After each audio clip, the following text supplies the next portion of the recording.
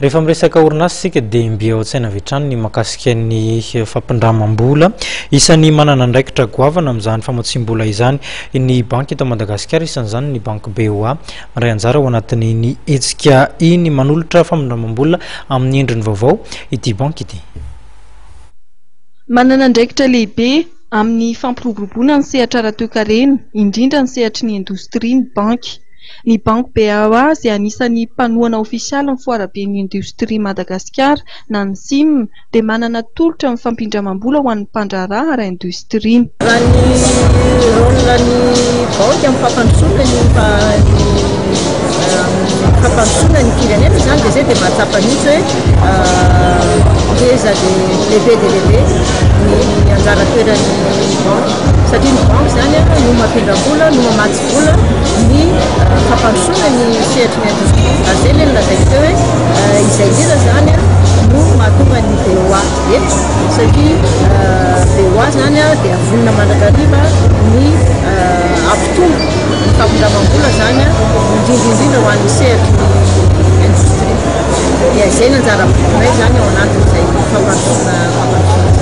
Raha ny fanazavan'ity tompona andraikitra ambony ny banky BOA ity ihany koa dia namelabelatra ireo tolotra manokana mandritra ity foarabe ity. Ny fandraisana anjarany BOA Madagasikara ao anatin'izao salon des industries izao zany dia anisan'ireo sponsor officiel ny BOA Madagasikara.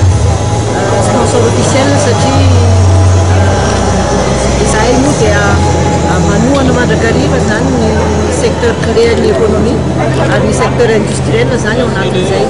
Dia ao anatiny zany ny tolotra rehetrarehetra ho an'ny industrie malagasy.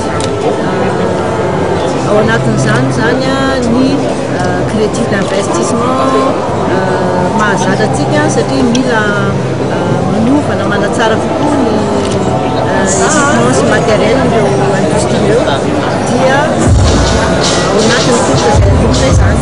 Ao anatin'izay koa zany ny fatsipana mahazatra zany ny financement rehetrarehetra mahazatra tsy ao anaty ho an'ny entreprise ihany fa ho an'ny mpiasa ihany koa mpiasan'ireo industrie ireo dia manana ny tolotra azy ihany koa ny BOA.